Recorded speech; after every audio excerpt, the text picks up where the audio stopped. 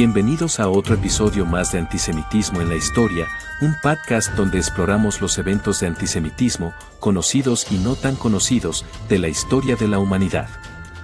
Este episodio está dedicado a una masacre olvidada por muchos, pero imposible de olvidar para quienes la vivieron. Se trata del Farhud, el pogromo ocurrido en Bagdad en junio de 1941, cuando cientos de judíos iraquíes fueron asesinados, violados y saqueados en plena capital del mundo árabe.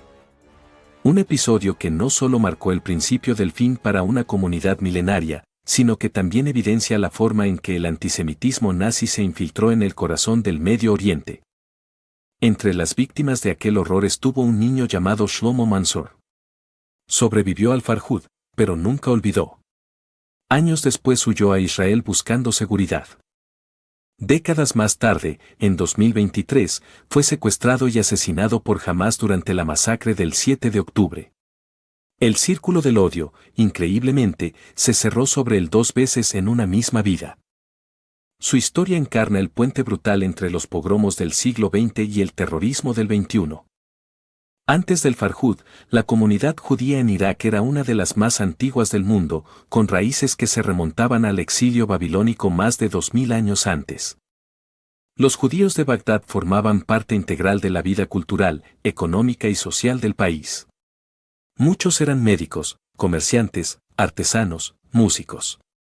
Hablaban árabe, vestían como sus vecinos, pero seguían siendo judíos.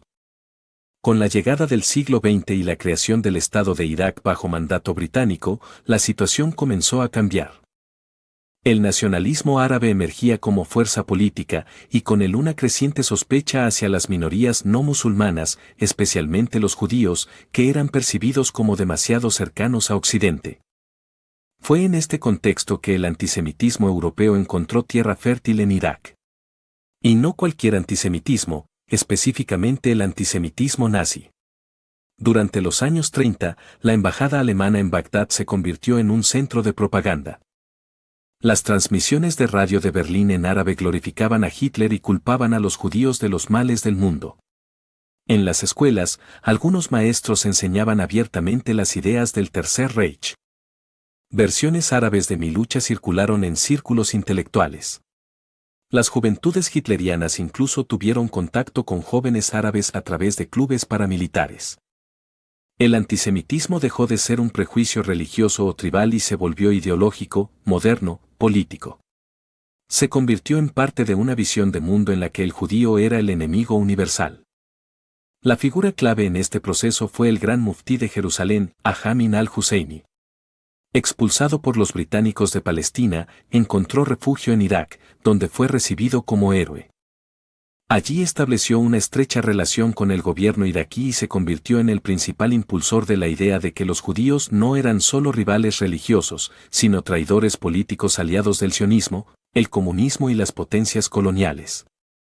Su influencia fue decisiva para que un golpe militar liderado por Rashid Ali al-Gailani tomara el poder en 1941 con el apoyo del Eje. El objetivo, liberar a Irak del dominio británico y alinear al país con Alemania nazi. Este golpe de Estado encendió todas las alarmas. Los británicos lanzaron una ofensiva para recuperar el control de Irak. El gobierno pro-nazi cayó, pero el vacío de poder dejó a la comunidad judía completamente expuesta. Fue entonces cuando, los días 1 y 2 de junio de 1941, estalló el Farhud.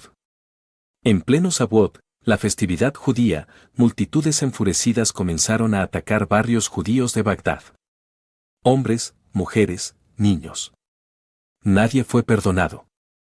Los testimonios hablan de bebés arrojados desde balcones, mujeres violadas en grupo, hombres arrastrados por las calles. Las casas fueron saqueadas, las sinagogas profanadas, los cadáveres abandonados en las calles durante días.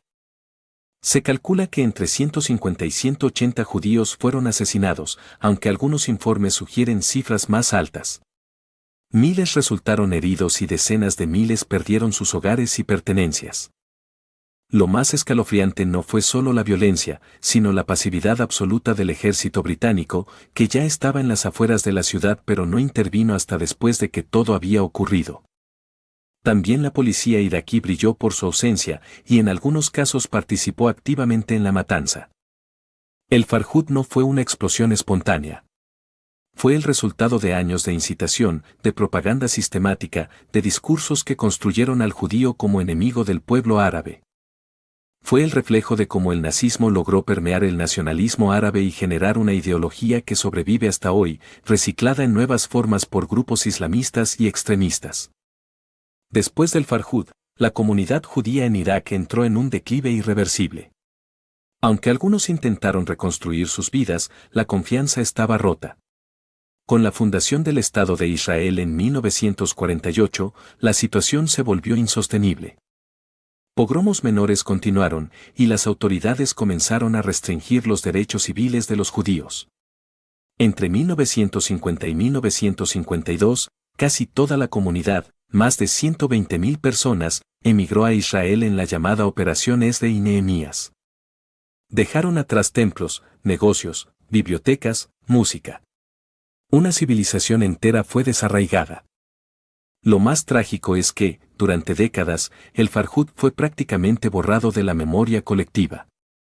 Ni el mundo árabe lo reconoció como crimen, ni la historiografía occidental lo integró como parte del relato del antisemitismo moderno.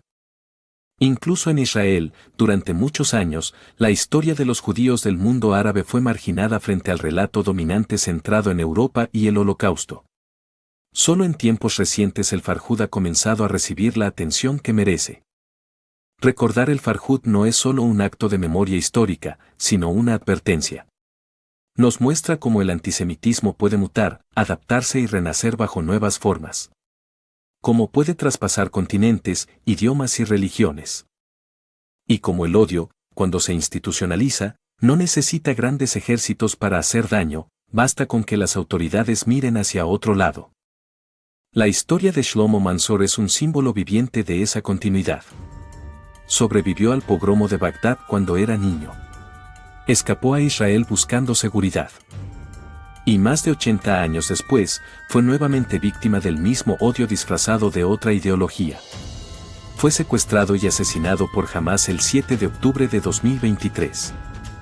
Él es el puente entre dos épocas, la prueba de que el antisemitismo no es un residuo del pasado, sino una amenaza persistente.